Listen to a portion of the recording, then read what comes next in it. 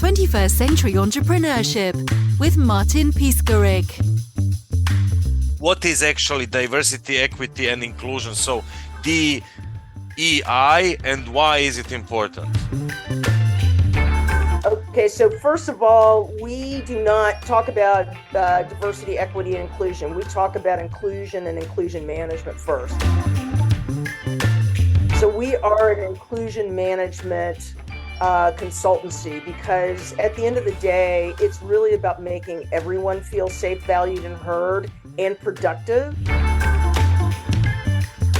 But more importantly, we talk about going beyond DEI to manage humans for the 21st century. And that's really important because what we're seeing is a change in the talent contract in the 21st century globally.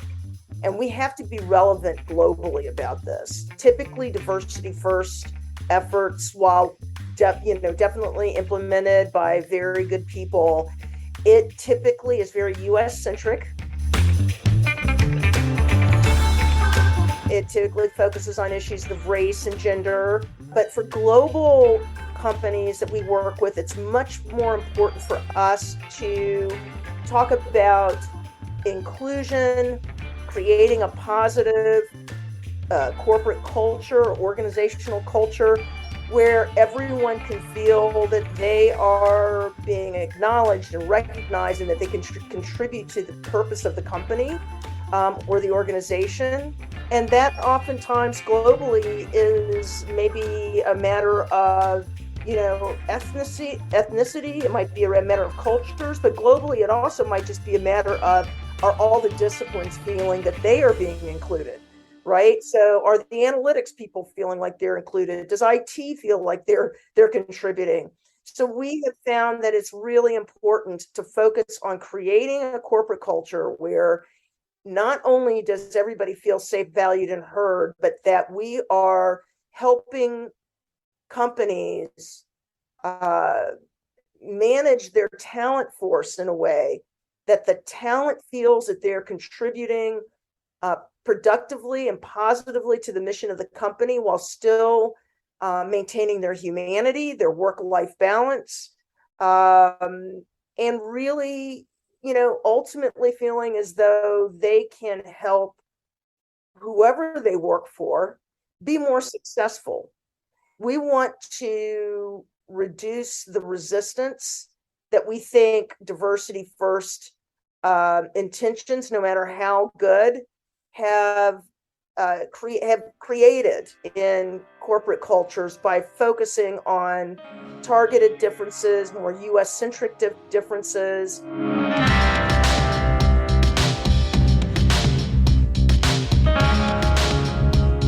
We're really focused on using inclusion management, which is really about getting the right people doing the right work, elevating their relevant differences so that they can create and innovate for a world that is increasingly multicultural, transcultural, and global.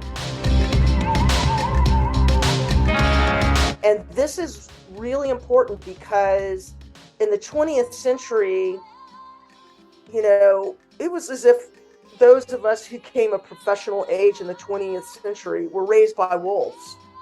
We really did not learn how to truly manage the complexity of human talent.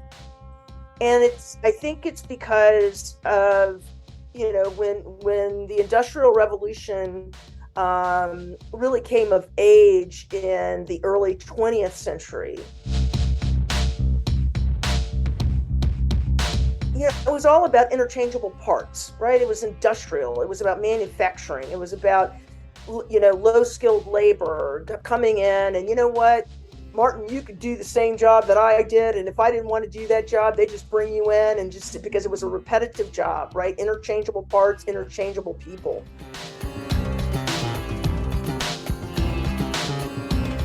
As we've moved to the later part of the 20th century, where I think there were substantial fears around robotics and automation taking over for humans, and humans losing jobs and creating structural unemployment, I think those fears were actually fairly unfounded. Yes, those forces took jobs that were repetitive, that were part of the interchangeable parts. But what happened was they created a wave of new jobs that required the kind of talent that are and capabilities that are uniquely human: knowledge, information, creativity, innovation, and service. And so what we're seeing is the shift to these economies that are driven by knowledge, information, service, creativity, innovation. Today's managers are struggling with managing humans, managing those uniquely human capabilities, because they aren't interchangeable.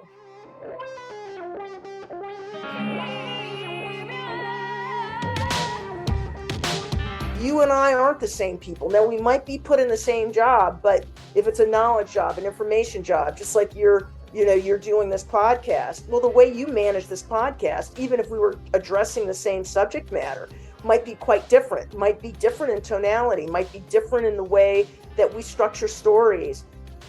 Same thing, same goal, right? But different ways of doing things, because you and I are different in our creative capabilities, our perspectives, etc. It is incumbent upon leaders, company leaders, to get this. To manage in the 21st century, you have to manage humans. And we believe that inclusion management strategy is the critical strategy for managing the complexity of the human talent force in the 21st century, because that is going to be required if we're going to unleash the potential of human talent in our businesses and drive growth.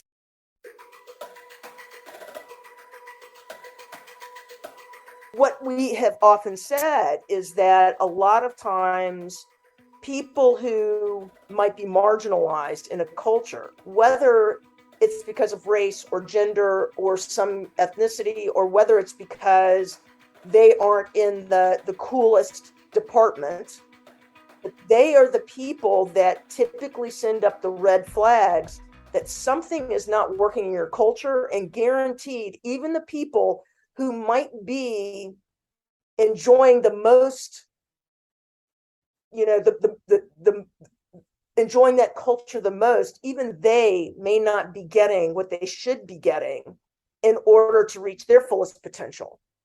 And so that's very critical. And we know, one of the things we also know is that while we actively, measure employee engagement, employee engagement, while highest, global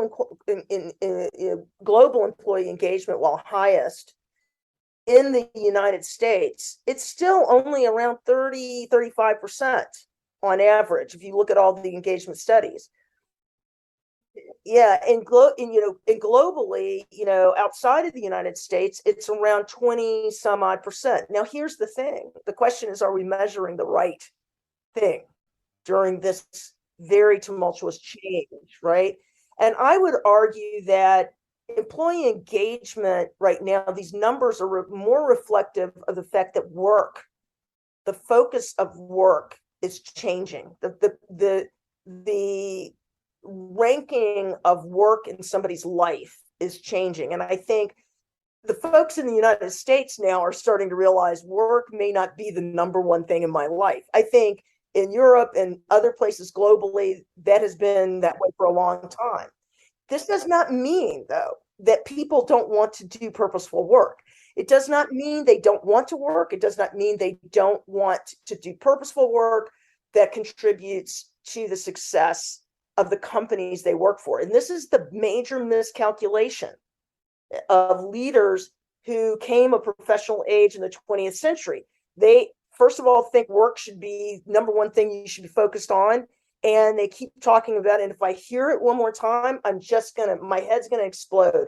If I hear one more time a boomer leader, and I'm a boomer, let me just say I'm sensitive to this, but if I hear another boomer manager leader, I just heard Morning Joe, what's his last name? It'll come to me. But if I hear another boomer say, these people don't want to work anymore, they don't have a work ethic, they don't want to go back to the office, my head is going to explode. This is a major miscalculation and understanding of what is happening in the talent force today. It is not that people don't want to work. They've rejiggered the priority that work takes in their lives, but they still want to work. Many of them want to work hard at things that matter. They want to be acknowledged for that work. They want to make sure that they are contributing to the growth of the company.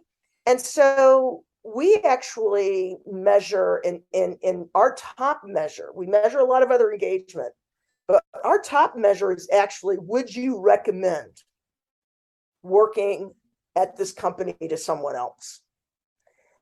What that is that, net promoter score, right? That employee net promoter score, because engagement isn't necessarily always a measure of how well or how productive somebody's going to be, or how good they're going to be, or how dedicated they are to that company.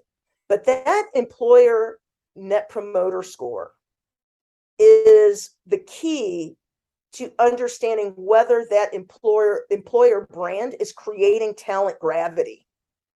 Because the goal here is to try to get the great talent that's out there and have them work for you. And if you aren't creating talent gravity because you don't have an inclusive, positive work culture, then talent is going to do a number of things.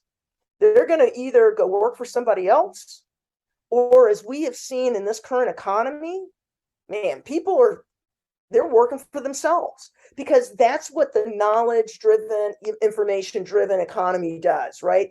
It has opened up spaces for individuals to just work on their own. We're starting to see a huge growth in freelance culture, a huge growth in small startups and small businesses, this digital nomad that we're seeing going around the world, right? They're working from wherever and whatever they want to do. And many of them are largely working for themselves. And so this is not because they don't want to work hard. It's not that they don't want to do quality work, but what they have found is that they can live the lives they want to live. And they have asked themselves a hard question that, quite frankly, I didn't even ask myself until late in my life, which is, what kind of lifestyle do you want to lead? It's an important question that everybody needs to ask. And a lot of people are answering, I want a less complicated lifestyle, not driven by the accumulation of stuff or the accumulation of money or 5,000 houses or 3,000 boats, which, back in the old days when I grew up, it was 1980s, greed was good, right? And you wanted to accumulate stuff. I remember hearing somebody on Fox talking about, well, I don't understand this generation. I couldn't wait to start working and making money. Well, these folks today, they want to make something substantive. They want to be creative. They want to be innovative. Making money is actually secondary to living the kind of life that they want to lead. Because as one person told me, you can only live in one house at a time. You can only sleep in one bed at a time. And I'd much rather accumulate experiences, which are often very customized and a lot less money than owning 7 houses. And your approach, if you can go a little bit deeper into intentions, actions, impact. Yes. So, when we see traditional DEI practices, there's a lot of focus on the result of numbers, right? Do we have enough Black people? Do we have enough women? Do we have enough, and a lot of furious activity to get those numbers to look right. What we say is those numbers aren't output. What you have to do is get inclusion right. And so that means changing the processes and systems that are undermining or that are fostering bias and exclusion and undermining the creativity and innovation you need to drive growth in the 21st century. So we focus a lot on processes and systems that will help companies create talent gravity. That means attracting great talent, hiring great talent, managing great talent. And even if that talent might leave because there might not be enough spaces for career growth, you want to make sure they come back to you. And so we talk a lot about move past or go beyond talent engagement and start focusing on talent relationship management.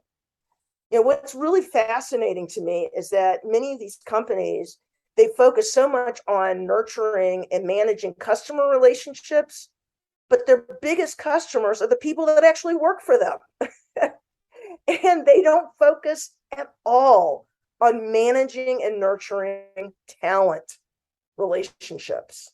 And that's critical in this era where everything depends on those uniquely human capabilities. So knowledge, innovation, service, creativity, innovation. Uniquely human capabilities. You can't automate that. A robot's not going to do that. And we have to understand that the beauty of technology, robots, AI, automation, it's actually created more demand for those uniquely human capabilities rather than less demands, because now humans have been relieved of those repetitive interchangeable activities. And now they can focus on the things that really take the human brain, the human sensitivity, empathy, creativity, and teamwork, right? We don't have teams of robots working together to get something done, right? That's not what robots do. Humans work in teams to produce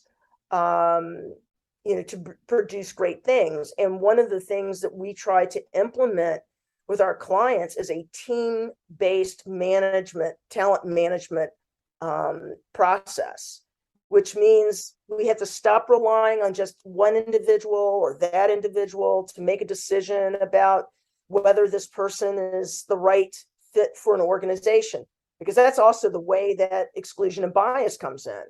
We check each other's biases, but we also can, as a team, help manage a person's career success.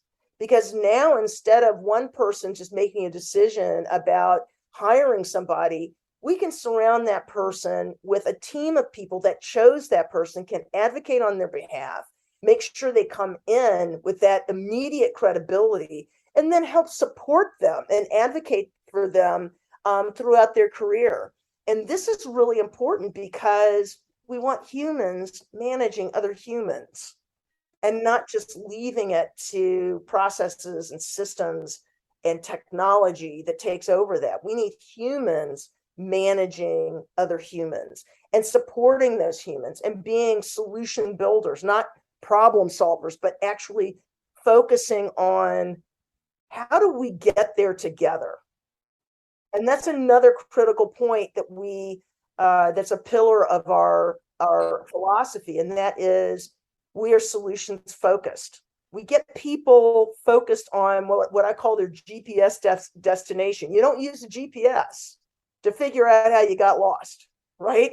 How many times do we spend time talking about the problem?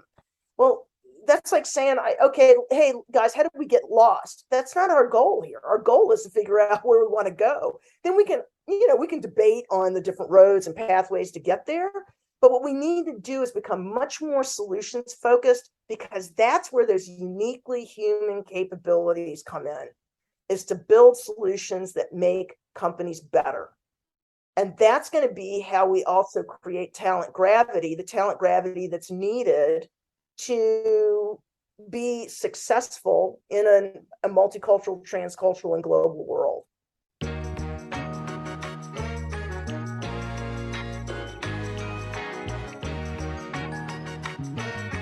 one of the things that I find fascinating about, and we're certainly where we are in the United States, but I would say globally, and I don't want to generalize too much about their, different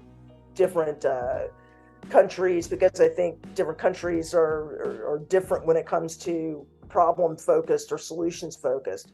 But we are definitely, as a company, a solutions focused company. We talk about solution building all the time. Where this starts is we have to focus on a more precise destination. Where do we want to go? We spend a lot of time diagnosing the problem, analyzing the problem, living in the problem. And I think in some ways, one of the things that is really dragging down the discourse in this country, and hey, people make money off of this, right? Including, the news media. We focus on problems. We focus on how we got lost. We sit around, we point fingers at each other about how we got lost. And this is why we don't get anywhere. Because what we haven't done is work together to say, what does success look like here? What does the future look like? What is that GPS destination? How do I know when I've gotten there? So we lack vision, a solution built vision, right? The other thing that we have got to address is, whether it's employees or citizens, we have to start understanding what leadership looks like. We have confused confidence with actual competence to get things done. We too often see humility as weakness. We see bravado as getting things done, which that's not necessarily true. We need to start understanding and training people on what good leadership really is. Articulating a vision of how we got there. Understanding that there's a difference between a change agent and a chaos agent, right? We tend to, I was watching I will confess, yes, I am a Lord of the Rings geek. I'm just going to say it. I'm a Tolkien geek. And I was looking at this wonderful analysis of the difference between, I know I'm getting really off, but just work with me here. But the difference between Morgoth, who came before Sauron. You don't have to be a Tolkien person to understand that one was an agent of chaos, and just chaos for chaos sake. He benefited from it. He didn't care what got destroyed. He didn't care what happened. He was chaos for chaos sake.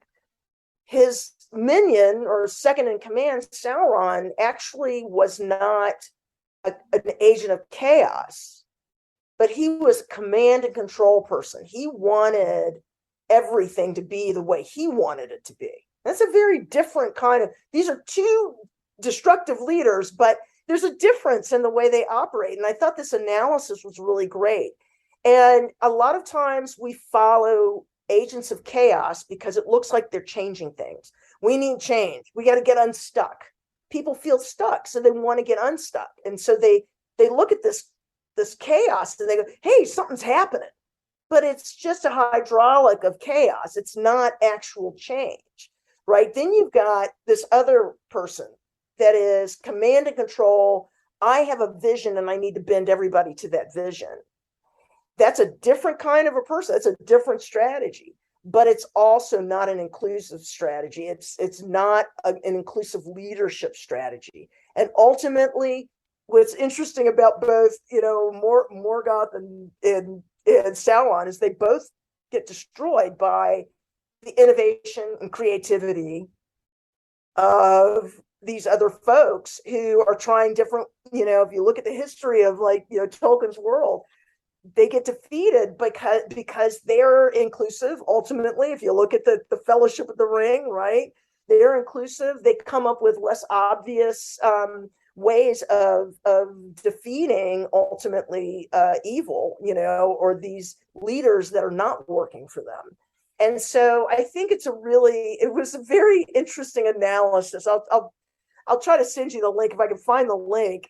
It's very interesting because I thought it was a very interesting analysis of two types of leaders that we think are really good leaders, and we are fooled. We're fooled by their confidence. We're fooled by the fact that it seems like there's inspiring change when they're just really creating chaos. We get comfortable and familiar with somebody who takes command and controls everything we do until we want to do something different, until our human capabilities come into play and we want to do something different, right? So, I think that we have to start reframing the criteria for what good leadership looks like in the 21st century. And we need to socialize that criteria, because I really feel as though, especially in the business world, we celebrate agents of chaos. We celebrate command and control leadership. Those are the folks that get the movies made, right? Whether it's, Zuckerberg or Steve Jobs, and don't get me wrong, these guys have accomplished a lot. I certainly appreciate the fact that Elon Musk accomplishes a lot, and they've executed on their vision. But I do not think it's a sustainable framework for leadership in this century. And I think we better get on it right now. We really focus on creating talent gravity through better management and leadership training. That's that's a big focus of ours, as well as rewiring the entirety of the talent management process. So we've just established partnerships with a company called Talent Keepers, as well as a company called Valeria, both global companies that help us with data-driven. And again, I'm a data scientist back in the day, right? So I'm a data scientist and a decision scientist. And so therefore, I focus on data-driven management training, leadership training, and evaluation and promotion. We too often rely on our own instincts and our own personal decision making in order to promote, evaluate leaders, and succession planning. What we need is data-driven evaluation and promotion, followed by how are we going to make leaders better based on the data that we collect. So we provide fact-based, data-driven performance profiles for leaders and managers, not so we can say, let's get rid of them, but to say, how do we make them better?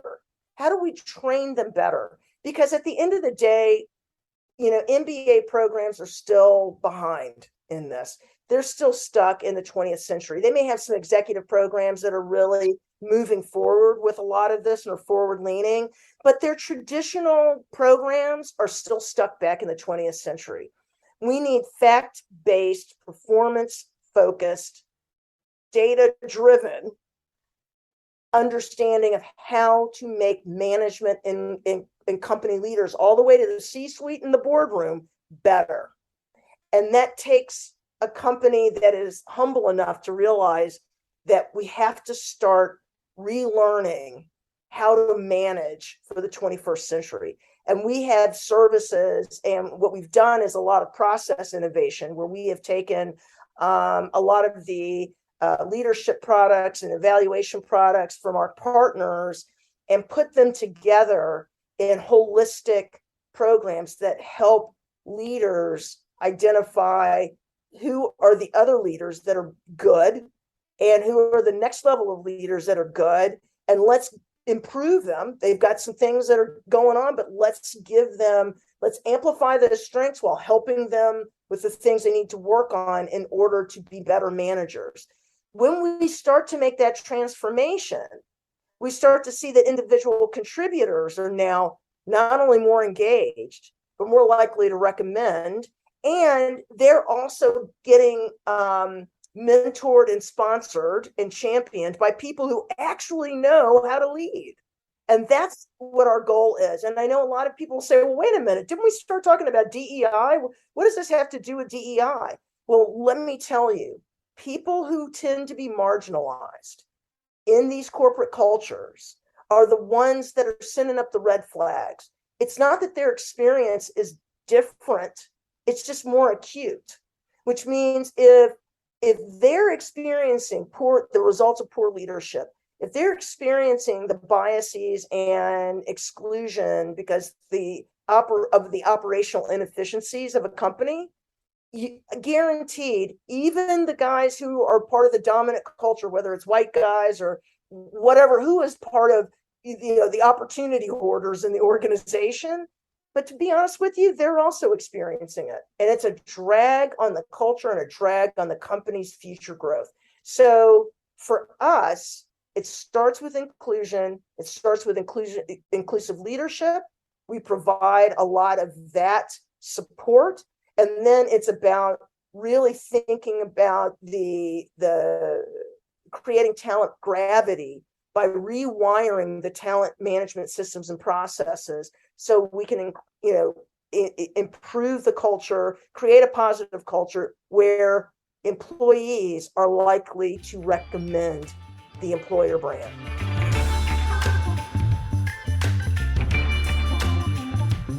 If you want to find out more, please visit us at letsdowhatmatters.com.